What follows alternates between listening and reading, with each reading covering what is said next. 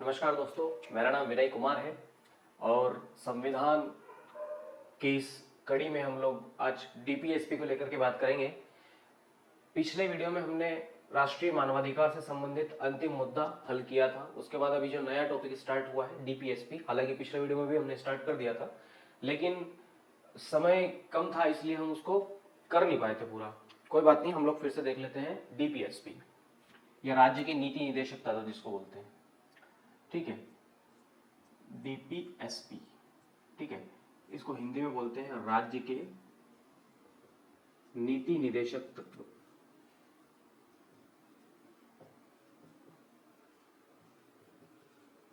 राज्य के नीति निदेशक तत्व। आइए समझने का प्रयास करते हैं कि नीति निदेशक तत्व होते क्या है।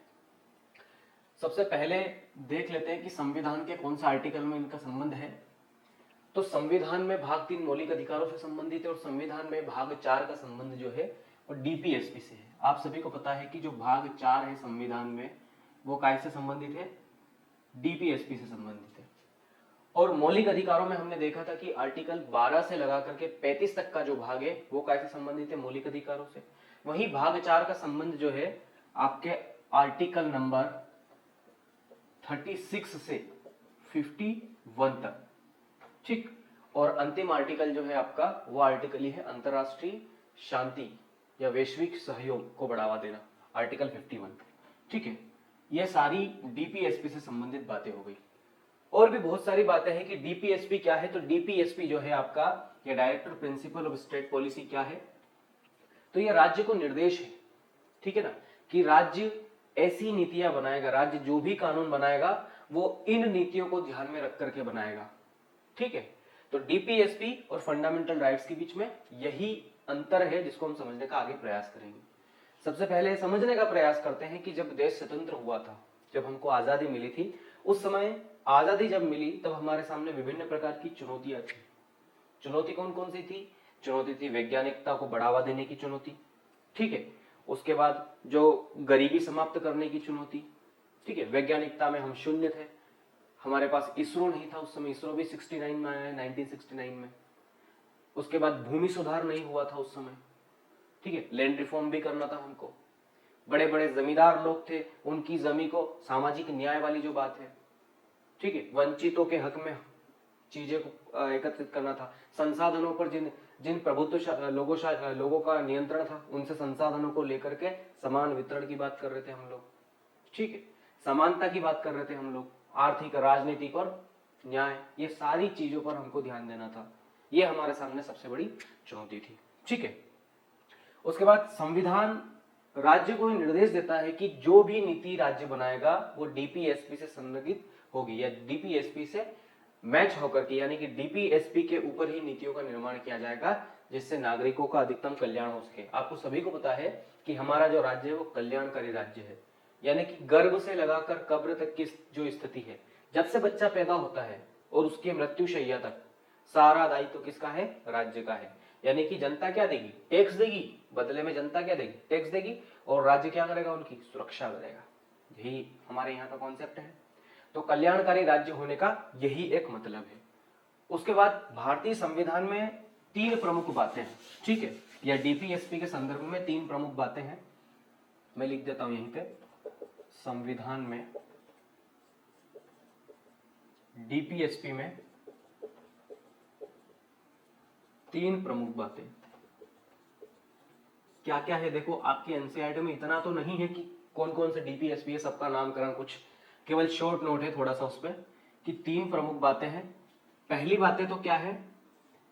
वे उद्देश्य या लक्ष्य, वे उद्देश्य या लक्ष्य जो समाज को स्वीकार करना चाहिए। ऐसे बहुत सारे लक्ष्य जो समाज को स्वीकार करना चाहिए, ठीक है। जैसे क्या हो सकता है? यूसीसी, यूनिफॉर्म सिविल कोड, समान नागरिक संहिता, ये समाज को स्वीकार करना चाहिए। भाईचारा, ठीक है ना, भाईचारा बढ़ाने में समाज का दायित्व होना चाहिए। समाज को यह बात भी स्वीकार करना चाहिए कि हमको लड़ाई नहीं करनी है। समाज को यह भी स्वीकार करना चाहिए कि पर्यावरण की रक्षा करना, ठीक है ना। और भी वैज्ञानिकता को बढ़ावा देना, ये भी स्वीकार करना चाहिए, रूढ़िवादी प्रवृत्ति को हावी नहीं होने देना चाहिए, आधुनिकता की तरफ लौटना चाहिए। ठीक है, तो ये सारी चीजें या वे लक्ष्य ये या उद्देश्य जो समाज को स्वीकार करना चाहिए, पहली बात तो यही है। दूसरी बात क्या है इसमें, दूसरी बात इसमें वे अधिकार है या वे अधिकार जो फंडामेंटल राइट से अलग है तथा नागरिकों को मिलने चाहिए।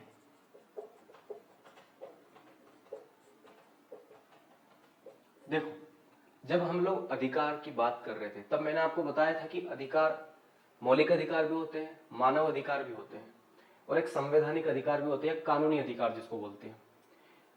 जो संविधान हमें अधिकार प्रदान करता है उन्हें मौलिक अधिकार कहते हैं। तो ऐसे बहुत सारे अधिकार है जो हमें मौलिक अधिकार के रूप में प्राप्त है। ऐसे कुल मिलाकर के कितने 7 अधिकार थे, अब 6 अधिकार बचे। संपत्ति का अधिकार हटा दिया 44वां संविधान संशोधन, अभी समझेंगे आगे क्यों हटाया गया। तो जो जितने भी अधिकार है डीपीएसपी में, जैसे कि काम का अधिकार, महिला और पुरुषों को समान कार्य के लिए समान वेतन का अधिकार, ये ऐसे अधिकार है, रोजगार का अधिकार, ये ऐसे अधिकार है जिनके लिए आप न्यायालय नहीं जा सकते, लेकिन समानता का अधिकार, स्वतंत्रता का अधिकार, धार्मिक स्वतंत्रता का अधिकार, संस्कृति का अधिकार, संस्कृति के संरक्षण का अधिकार, ये ऐसे अधिकार है जिसके लिए आप न्यायालय में जा सकते हैं। यानी कि अभी हम लोग आगे एक वर्ड पढ़ेंगे, अवाद योग्य या अप्रवर्तनीय। प्रवर्तनीय और अप्रवर्तनीय क्या होता है, तो इसको थोड़ी देर से समझते हैं। पहले ये दूसरा हम लोग देख लेते हैं, वे अधिकार जो फंडामेंटल राइट से अलग है और जो अधिकार नागरिकों को मिलने चाहिए, ये दूसरी बात है। तीसरी बात क्या है इसकी, तो तीसरी बात यह है कि वे नीतियां जो सरकार को स्वीकार करनी चाहिए, स्वीकारना चाहिए, ठीक है ना। यानी कि जो इसमें दे रखा है, जैसे कि आर्टिकल 39B, मैं एक एग्जांपल ले लेता हूं। आर्टिकल 39B क्या कहता है? आर्टिकल 39B कहता है कि संसाधनों का सामूहिक हित में प्रयोग किया जाएगा। क्या कहता है? संसाधनों का प्रयोग सामूहिक हित में होगा, ठीक है ना, या किया जाएगा, जो भी आप वर्ड यूज करते हो, ठीक है। ऐसे बहुत सारे अधिकार है, ठीक है ना, ये से बहुत सारी नीतियां है। जैसे आर्टिकल 50 कार्यपालिका और न्यायपालिका का पृथक्करण, यह कि कार्यपालिका न्यायपालिका के मामले में हस्तक्षेप नहीं करेगी, न्यायपालिका कार्यपालिका के मामले में हस्तक्षेप नहीं करेगी। तो ये सारी चीज है। आर्टिकल 51 वैश्विक शांति को बढ़ावा देना, आर्टिकल 44 समान नागरिक संहिता, ये ऐसे नीतियां हैं जो सरकार को स्वीकार करना चाहिए। सरकार को स्वीकार करना चाहिए कि समान नागरिक संहिता लागू की जाए। क्यों हिंदू का कानून अलग है और मुस्लिम का कानून अलग है, सबके विवाह करने की पद्धति अलग है, ठीक है ना। तो यह ऐसी नीतियां है जो सरकार को स्वीकार करनी चाहिए। यह तीनों बातें किसमें है? हमारे डीपीएसपी में, ठीक है। अगली बात हम कर लेते हैं। और देखो, समय समय पर सरकार ने इन डीपीएसपी को लागू किया भी है, ठीक है ना। कैसे लागू किया है? आपने देखा होगा जमींदारी उन्मूलन कानून, जब देश आजाद हुआ उसके बाद में जमींदारी उन्मूलन कानून लगाया गया, और उसमें क्या किया है, जितने भी बड़े बड़े जमींदार थे उनसे उनकी भूमि छीन ली गई और एक निश्चित मात्रा में उनको भूमि दे दी गई। अब उनकी भूमि को गरीबों में बांट दिया गया। अब चुनौती ये खड़ी हुई सामने कि हमारे यहाँ फंडामेंटल राइट था एक, यानी कि मौलिक अधिकार था, संपत्ति का अधिकार। संपत्ति का अधिकार लोगों ने क्या किया, जब उनकी जमीनें छीन ली गई उनसे, तो लोग क्या करने लग गए, सुप्रीम कोर्ट जाने लग गए कि माय लॉर्ड, आर्टिकल 32 का प्रयोग करके, माय लॉर्ड हमारे मौलिक अधिकारों का उल्लंघन हुआ है और मौलिक अधिकारों का उल्लंघन, हमारी जमीनें छीन ली गई है। फिर न्यायपालिका भी कूद गई इसमें कि बात तो सही है, मौलिक अधिकार पवित्र है, और ऐसा आर्टिकल 13(2) लिखा हुआ है। आर्टिकल 13(2) क्या कहता है? आर्टिकल 13 क्लॉज 2 कहता है कि सरकार या राज्य ऐसी कोई नीति नहीं बनाएगा जिससे मौलिक अधिकारों का हनन हो, और अगर ऐसी नीति बनाता है तो जितना पार्ट मौलिक अधिकारों का हनन करता है वो पार्ट स्वतः समाप्त हो जाएगा। आर्टिकल 32 कहता है। आर्टिकल 13 क्लॉज 1 क्या कहता है कि भूतपूर्व जो विधि यानी कि अंग्रेजों के समय से जो विधियां चलती आ रही है, वे विधि अगर फंडामेंटल राइट्स का उल्लंघन करती है तो जितनी मात्रा में उल्लंघन करती, यानी कि पहले की विधि जो उल्लंघन करती है वो शून्य हो जाएगी और बाकी हिस्सा उनका लागू होगा। जैसे कि आईपीसी, आईपीसी में कोई विधि अगर फंडामेंटल राइट्स का उल्लंघन करती है तो उतनी मात्रा में वो शून्य हो जाती है। ठीक है, तो ये ऐसे बहुत सारे विवाद है। ठीक है, इसको हम आगे समझने का प्रयास करेंगे। तो क्या किया, जमींदारी उन्मूलन कानून, बैंकों का राष्ट्रीयकरण, प्रिवी पर्स का जो मामला था वो भी किया और बैंकों का राष्ट्रीयकरण किया 1969 और 80 में। ठीक है ना, 1969 में 14 बैंकों का राष्ट्रीयकरण किया गया और 1980 में बाकी 6 बैंकों का राष्ट्रीयकरण किया गया उन्होंने। सबसे पहली बैंक कौन थी जिसका राष्ट्रीयकरण किया गया? RBI, reserve bank of India का 1 जनवरी 1949 को राष्ट्रीयकरण कर दिया गया। ठीक है, उसके बाद इंपीरियल बैंक को क्या बना दिया गया? एसबीआई में बदल दिया गया 1955 में। ये बहुत सारी चीजें जो इकोनॉमी से संबंधित है। ठीक है, उसके बाद अगर हम अगली बात करें तो ऐसा अनुमान लगाया जाता है, ऐसा अनुमान लगाया जाता है कि भारत में 30 लाख लोग बेघर है, यानी कि 30 लाख लोगों के पास अपना घर ही नहीं है और उसमें से भी 5% लोग ऐसे हैं जो बीमारी और ये जो जाड़े की ठंड है उसके कारण मर जाते हैं, उनके कारण उनकी मौत हो जाती है। न तो उनके पास कोई मतदाता परिचय पत्र है, न ही उनके पास कोई आधार कार्ड है और न ही उनके पास कोई निवास है रहने का, न उनके पास घर है। तो सरकार का यह दायित्व है कि क्या करे, उनको घर प्रदान करें, उनको आवास सुविधा प्रदान करें, उनको शिक्षा प्रदान करें, स्वास्थ्य प्रदान करें, मूलभूत आवश्यकता की पूर्ति करें, क्योंकि हमारा राज्य कैसा है? कल्याणकारी राज्य है। ठीक है, आय का पुनर्वितरण क्या होता है? आय का पुनर्वितरण यही तो होता है कि भैया जो गरीब तबका है, आय का पुनर्वितरण क्या होता है कि जितना अमीर लोग हैं, अमीरों से क्या लेंगे? ये टैक्स लेंगे और ये जो टैक्स होगा इसका प्रयोग काय में करेंगे? वंचितों के उत्थान में, वंचितों के उत्थान में करेंगे। तो यही तो बात है। ठीक है ना, कि अमीरों से टैक्स लेंगे और उसका प्रयोग काय में करेंगे? ये लोग वंचितों के उत्थान में करेंगे। ठीक है, अब हम एक और बात थोड़ा समझने का प्रयास करते हैं कि फंडामेंटल राइट्स और डीपीएसपी में क्या अंतर है। फंडामेंटल राइट्स मतलब मौलिक अधिकार और डीपीएसपी मतलब राज्य के नीति निर्देशक तत्व। देखो, सबसे पहली बात, फंडामेंटल राइट जो है वो वाद योग्य है, वाद योग्य है, या इसी को बोलते हैं प्रवर्तनीय। ठीक है ना, और डीपीएसपी जो है वो अवाद योग्य है या इसी को बोलते हैं अप्रवर्तनीय। अब ये मुद्दा क्या है? जैसा कि फंडामेंटल राइट्स में संपत्ति के अधिकार का उल्लंघन हुआ था जब जमींदारी उन्मूलन कानून लाया गया था, और उसके बाद बहुत सारे लोगों ने क्या किया? सुप्रीम कोर्ट की शरण ली कि माय लॉर्ड, हमारे अधिकारों का उल्लंघन हुआ है। यानी कि वाद योग्य का मतलब यह है कि अगर आपके मौलिक अधिकारों का उल्लंघन होता है तो आप सीधे कहां जा सकते हो? बड़े पापा के पास, सुप्रीम कोर्ट के पास। यानी कि सीधे आप न जिला न्यायालय जाओ न हाई कोर्ट जाओ, आप सीधे कहां जा सकते हो? सुप्रीम कोर्ट के पास जा सकते हो। यह आपको अधिकार दिया गया है और इसी को बोलते हैं वाद योग्य। लेकिन अगर डीपीएसपी, ठीक है, अगर डीपीएसपी से संबंधित, जैसे कि आपको रोजगार नहीं मिल रहा है, आपके पास रोजगार नहीं है, रोजगार नहीं मिल रहा, तो आप सुप्रीम कोर्ट नहीं जा सकते, आप किसी भी कोर्ट नहीं जा सकते, क्योंकि ये अवाद योग्य है, अप्रवर्तनीय, इनफोर्सेबल जिसको बोलते हैं। ठीक है, क्योंकि ये ऐसे अधिकार है जो इसकी श्रेणी में अभी नहीं आए, आने का प्रयास कर रहे हैं। यही तो हम लोगों ने पढ़ा अभी कि जितने भी डीपीएसपी है वो क्या? ऐसे अधिकार जो फंडामेंटल राइट नहीं है लेकिन नागरिकों को प्राप्त होना चाहिए। तो यहां जो अधिकार वेट कर रहे हैं वो कहां आने का वेट कर रहे हैं? यहां आने का वेट कर रहे हैं। ठीक है, तो काम का अधिकार भी, जब हमारे पास में काम उपलब्ध होगा इतना सारा, सरकार के पास पैसा होगा, तो फिर काम का अधिकार भी मौलिक अधिकार बन जाएगा। ठीक है, फिर सब लोग सुप्रीम कोर्ट जा सकते हैं, सबको काम मिलेगा। ऐसा भी हो सकता है, यही तो आदर्श कल्पना है। ठीक है, तो डीपीएसपी कैसे है? अवाद योग्य, यानी कि सरकार इनको लागू नहीं भी करेगी तो हम लोग सुप्रीम कोर्ट नहीं जा सकते। ओके, यहां तक बात समझ में आई? उसके बाद दूसरा जो पॉइंट है वो ये पॉइंट है कि सरकार इन पर प्रतिबंध लगा सकती है।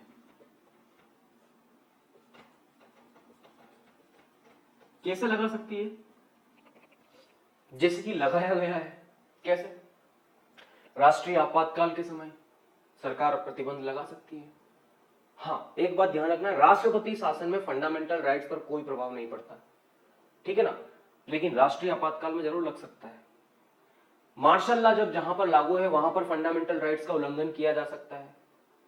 जितने भी सरकारी कर्मचारी हैं उनके फंडामेंटल राइट्स का भी उल्लंघन किया जा सकता है। किसी की ड्यूटी लगा दी जवान की और वो बोल रहा है कि माय लॉर्ड मैं खड़ा है का खड़ा ही हूं, बैठ ही नहीं पा रहा हूं, तो वो सुप्रीम कोर्ट नहीं जा सकता, क्योंकि उसके मौलिक अधिकार का उल्लंघन हो रहा है लेकिन वो नौकरी कर रहा है, ठीक है। तो ये सारी चीजें आई। उसके बाद तीसरा है, सरकार इन पर प्रतिबंध लगा सकती है, और सरकार इन पर प्रतिबंध तभी लगाएगी जब उस पर कानून बनाएगी, ठीक है।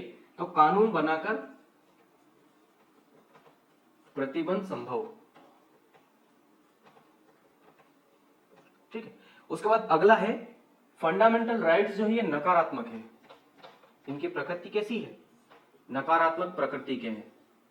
नकारात्मक क्या है, यानी कि जिसमें मनाही का बोध हो, ठीक है। जैसे कि समानता का अधिकार, समानता के अधिकार में एक आर्टिकल नंबर 17 है, अस्पृश्यता का अंत, ठीक है ना। अस्पृश्यता यानी कि छुआछूत का अंत, छुआछूत का अंत तो हुआ नहीं है, ठीक है ना। उसके बाद आर्टिकल 19 है, वाक की स्वतंत्रता, अभिव्यक्ति की स्वतंत्रता, सभा सम्मेलन करने की स्वतंत्रता, लेकिन इन सब पर प्रतिबंध लगाए गए हैं कि आप बोल सकते हो लेकिन दूसरे के अधिकार क्षेत्र में जाकर के नहीं बोल सकते। आप सभा का आयोजन कर सकते हो लेकिन कोविड के काल में आप सभा का आयोजन नहीं कर सकते। ये सभी क्या है, इस पर प्रतिबंध, यानी कि नकारात्मक प्रकृति के है। और ये सकारात्मक प्रकृति के हैं, डीपीएसपी जो है वो क्या है, सकारात्मक प्रकृति के हैं, यानी कि राज्य को निर्देश है, राज्य को निर्देश है कि राज्य को ऐसा करना चाहिए, राज्य को वैश्विक शांति बनाए रखने के लिए प्रयास करना चाहिए। राज्य का यह दायित्व है कि कार्यपालिका और न्यायपालिका के पृथक्करण को ध्यान में रखना चाहिए और फिर नीतियां बनाना चाहिए। तो ये सारी चीजें कायम में सकारात्मक प्रयास में। उसके बाद फंडामेंटल राइट्स जो है वो व्यक्ति को प्राप्त है, ठीक है, लेकिन डीपीएसपी व्यक्ति को प्राप्त नहीं है, ये समाज को प्राप्त है। व्यक्ति के हित में थोड़ी गति, व्यक्ति के हित में नहीं है डीपीएसपी, ये समाज को प्राप्त है। समाज को ऐसा होना चाहिए, समाज को वैज्ञानिकता की बात करना चाहिए, वैज्ञानिकता को बढ़ावा देना चाहिए, अंतरराष्ट्रीय वैश्विक शांति का ध्यान रखना चाहिए। ये सारी चीजें किसमें, डीपीएसपी में है, यानी कि ये समाज के प्रति प्राप्त है। तो ये इसके कुछ अंतर है। उसके बाद हम अब बात कर लेते हैं कि डीपीएसपी, अंतिम जो इसका पार्ट है, कि डीपीएसपी में कुछ ऐसे लक्ष्य भी है या उद्देश्य है, कुछ ऐसी नीतियां हैं, ठीक है ना। डीपीएसपी में ऐसे लक्ष्य है, पहला क्या है, लक्ष्य या उद्देश्य,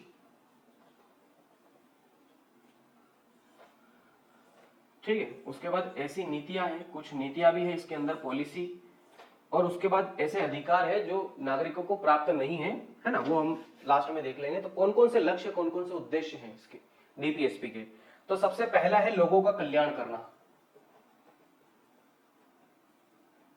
लोगों का कल्याण करना। इसका लक्ष्य क्या है कि लोगों का हम लोग कल्याण करेंगे, वेलफेयर स्टेट, कल्याणकारी राज्य की स्थापना करना, ये इसका लक्ष्य हो गया। दूसरा क्या हो गया, संसाधनों का समान वितरण,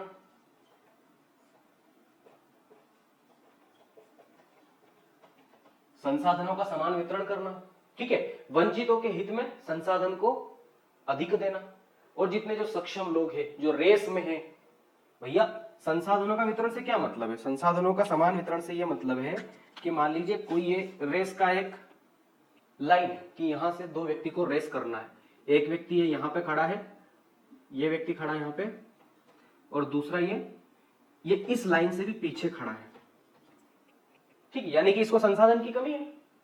जब आप इसको संसाधन देंगे, इस व्यक्ति को पहले इस लाइन में तो आने दीजिए बेचारे को, इस लाइन में तो खड़ा करिए इसको यहां पे, इसलिए ये वंचित है, ये कौन है, ये वंचित है, इसको इस मुख्य धारा में लाने के लिए, इस मुख्य धारा में लाने के लिए हमको विशेष उपाय करने पड़ेंगे, तभी तो हम समानता की बात कर पाएंगे, तभी तो न्याय मिलेगा इसको। नहीं तो पता चला कि रेस ये भी दौड़ रहा है और ये यहां से दौड़ रहा है कि ये देखो ना ऑलरेडी इतना पीछे है इससे, ये कैसे दौड़ पाए, कैसे जीत पाएगा इससे। तो इसको जिताने के लिए हमको इस व्यक्ति वंचित वर्ग को मुख्य धारा में लाना जरूरी है। तो यही न्याय है, यही समानता है, यही हमारे यहाँ संसाधनों का समान वितरण से संबंधित टारगेट है, लक्ष्य है, ठीक है। उसके बाद अगला क्या हो सकता है, अगला हो सकता है अंतरराष्ट्रीय शांति, अंतरराष्ट्रीय शांति को बढ़ावा देना, ये भी हमारा यहाँ एक लक्ष्य है, ठीक है। उसके बाद अंतरराष्ट्रीय शांति के बाद और भी बहुत सारे ऐसे लक्ष्य हैं, ठीक है, इतना ही टारगेट, ठीक है। समान वितरण, संसाधनों का समान वितरण और सारी चीजें।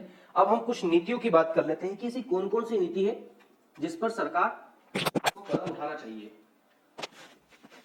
एक मिनट,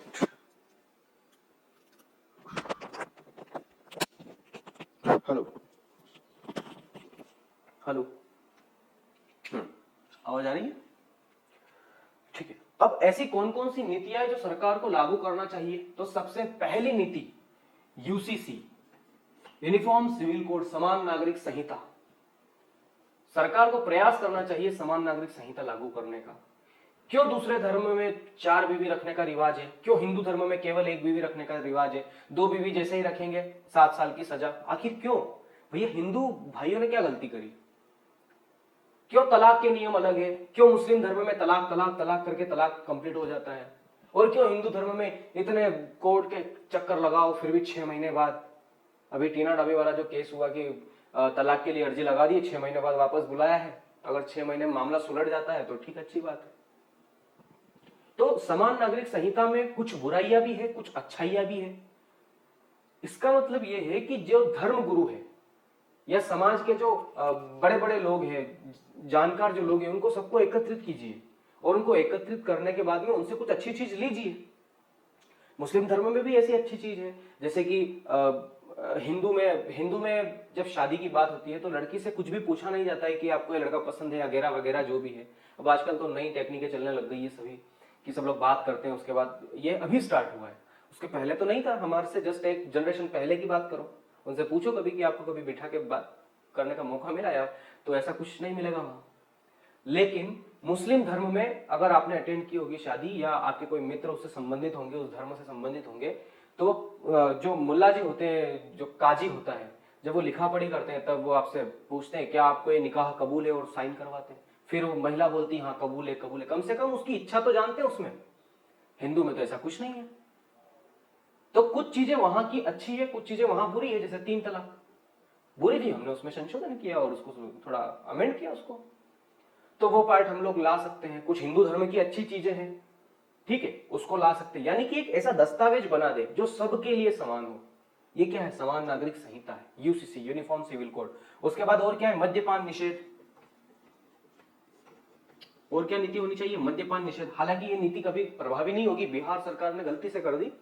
अगर मद्यपान निषेध, क्योंकि देखो मद्यपान से ही सबसे ज्यादा राज्य को टैक्स मिलता है, और अगर मद्यपान निषेध कर देगा यानी कि राज्य का लगभग 50% टैक्स खत्म हो गया।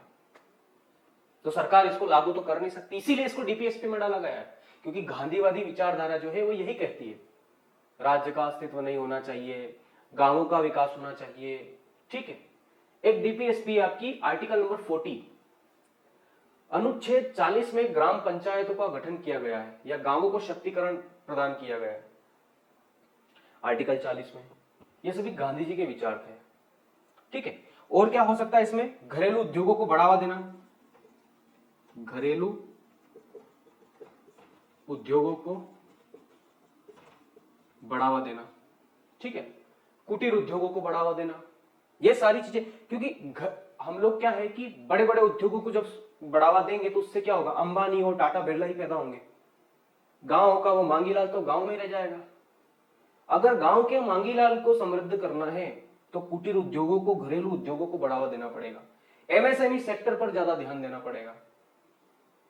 आप सभी को पता है कि गांव में ऐसे कुटीर उद्योग है जो झाड़ू बनाने का काम करते हैं, टोकरी बनाने का काम करते हैं, चादर बनाने का काम करते हैं, चद्दर, कितनी कताई बुनाई और कलाकृति करने का, मूर्ति बनाने का काम करते हैं, उनको प्रोत्साहित कीजिए आप। तो ये क्या हो गया? घरेलू उद्योगों को बढ़ावा देना। उसके बाद पशुवध पर रोक, पशुवध पर रोक। क्यों किसी की बलि दी जाए? क्यों बकरे की बलि दी जाए? क्यों गाय की बलि दी जाए? क्यों गाय का चमड़ा खींच लिया जाता है? उस पर भी रोक लगानी चाहिए इनको, ठीक है। और क्या हो सकता है? और आपका हो सकता है ग्राम पंचायतों का गठन, ग्राम पंचायतों का सशक्तिकरण लिखते हैं, सशक्तिकरण अच्छा वर्ड है, सशक्तिकरण, ठीक है। तो ये सारी चीजें जो है वो आपके इसमें नीतियों से संबंधित है। अब एक और पार्ट आता है आपका, और वो पार्ट है,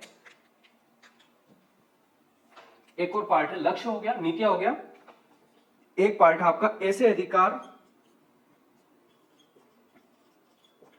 जिनके लिए न्यायालय में दावा नहीं किया जा सकता।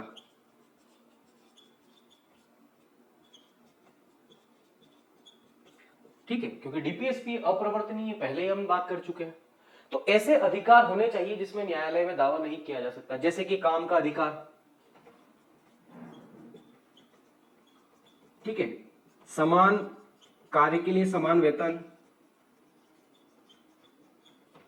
ऐसे बहुत सारे अधिकार है कि समान कार्य के लिए समान वेतन, पर्याप्त जीवन या का अधिकार, पर्याप्त जीवन का अधिकार, ये बहुत सारी ऐसी चीजें जो डीपीएसपी के अंतर्गत आती है। तो कक्षा 11वीं की एनसीईआरटी में अध्याय 2 इतना ही है। ठीक है, ऑलरेडी हम लोग ये भाग 5वां पढ़ेगा उसका, इतने भागों में उसको तोड़कर देख चुके हैं। अध्याय 2 में आपके लिए एनसीईआरटी क्लास 11th में इतना ही है, इससे ज्यादा आपके इसमें नहीं है सिलेबस में।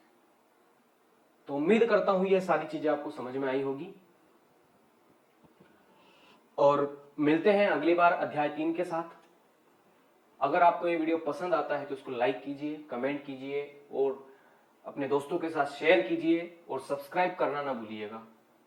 ठीक है, तो मिलते हैं अगले किसी रोचक वीडियो के साथ में, तब तक के लिए नमस्कार।